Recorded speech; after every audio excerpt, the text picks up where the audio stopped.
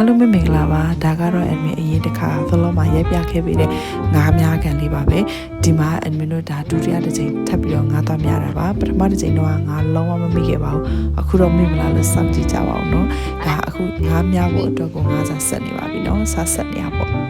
ကဲသူငါးများကန်ကြဲကြဲဝန်းရှိတယ်နောက်တစ်ခုကကြတော့ဘာလဲဆိုတော့ကို့မှာငါးများဖို့ပစ္စည်းလုံးဝမရှိဘူးဆိုတော့စိတ်မပူနဲ့ဒီတိုင်းပဲသွားလိုက်ပါသူစီမှာငါးများတဲ့နဲ့ငါးလို့ရတယ်ငါးစားရည်အကုန်ရှိပါတယ်ငါးစားမှာ2မျိုး3မျိုးရှိတယ်ငါးစားဆက်နေရလေသူကိုမသိဘူးဆိုရင်ပိုင်ရှင်ကိုမေးလို့ရပါတယ်ပေါ့နော်အခုတော့ငါးစားများနေပြီများနေပါပြီခုနဆက်တဲ့ငါးလေးချတာမှာခဏပဲရှိတယ်ငါးကြိုက်တယ်နော်ဆိုတော့သူတို့ကလေတခုရှိရ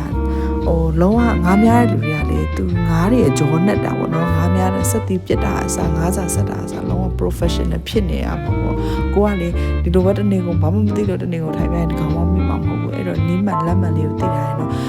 ခဏခဏမိနေမှာပေါ့နော်အဲ့တော့အရန်ပြောဖို့ကောင်းပါပါတကယ်ချင်းနေစုပြီးတော့ဘယ်သွားမှမသိငါးများကောင်တော့ပါပြောစရာကြီးပါအေးစစ်စစ်လေးထိုင်လို့ရတယ်စားတော့စရာကြီးလည်းမစားလို့ရတယ်ပေါ့နော်သူ့ရဲ့အစားတော့တွေလည်းကောင်းတယ်ဆန်ရှင်းရတဲ့သဘောကောင်းပါတယ်ခဲဒါတော့သူတို့ကမိတဲ့ဟာလေးပါမမိပါဘူးခက်တူနဲ့ပြေးသွားပြီးခတ်ပါတယ်ပြီးရင်ကိုမိတဲ့လူကတပုံလေးကောက်ရဲလိုက်တကယ်ချင်းနေပြီးတော့ဘယ်သွားမှမသိဒီ activity လေးတဲ့ဒါတစ်ခုလုပ်လို့ရပါတယ်လို့နေရာကြဲကြဲဝတ်ရှိရသူစီမှာဒီကန်တစ်ခုလည်းရှိအောင်ဟိုဘေးမှာဒီကန်တစ်ခုလည်းရှိသေးတယ်ပေါ့နော်ကဲဒီမိတဲ့ဟာလေးကိုကိုက KG နဲ့ပြန်တွဲပြီးတော့ဝယ်လို့ရပါတယ်မဲဆောက်မှာရောက်ချက်လေးအများစုကတော့ပန်းချန်နေမကြိုက်ဘူးဒါမျိုးလေးကြတော့သူတို့ကပိုကြိုက်တယ်ဆိုတော့တကယ်ချင်းနေထပ်ပြီးတော့